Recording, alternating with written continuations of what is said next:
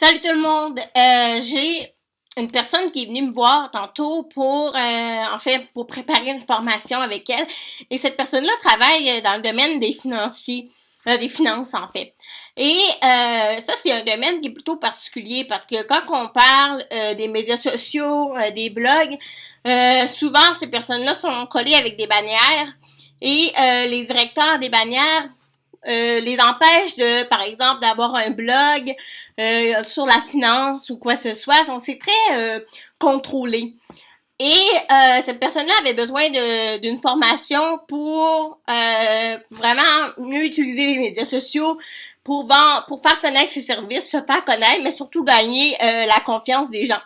Et la discussion avec cette personne-là, on fait en sorte qu'on en est venu à ce qui permettait aux gens de se démarquer beaucoup, c'était le fait de parler de son expérience, beaucoup plus que son expertise. En fait, on peut faire un mélange des deux, mais ce que je voulais partager aujourd'hui, c'est surtout un truc pour vous démarquer sur les réseaux sociaux.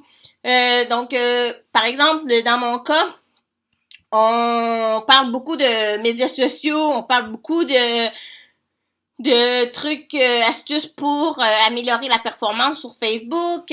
On parle beaucoup dans mon domaine de mieux utiliser Snapchat, Twitter, Instagram, tout ça. Je pourrais donner des conseils là-dessus, mais on dirait que ça me tente pas parce qu'il y a beaucoup de gens qui le font déjà. Alors, moi, ce que je mets beaucoup de l'avant dans mon approche sur le web, c'est mon expérience personnelle, celle de mes clients, mon vécu. Et ça fonctionne super bien. Et c'est ça que les gens accrochent parce qu'ils ont confiance en moi.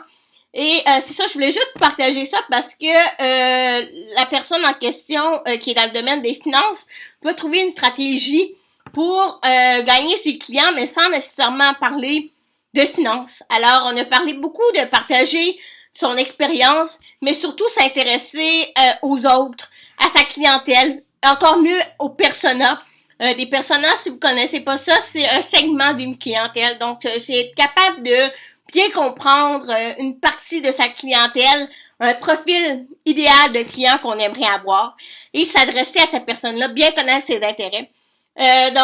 Pour se démarquer sur les médias sociaux, mon meilleur conseil serait vraiment de partager son expérience. Vous avez rencontré un client, vous avez appris quelque chose, vous avez une belle réussite avec un client ou la promotion d'un produit, vous avez le goût de le partager, partagez-le avec votre communauté et dites qu'est-ce que vous avez appris au travers de ça, qu'est-ce que vous aimeriez aussi conseiller aux gens. Mais l'idée, c'est qu'on ressente que vous avez une expérience concrète dans votre domaine d'activité. Et ça, je vous jure, ça fait toute la différence. Alors, c'était ma capsule d'aujourd'hui. J'espère que vous avez apprécié. Si vous avez des questions, écrivez-moi à kim@nivici.com ou laissez-moi un commentaire. Bye!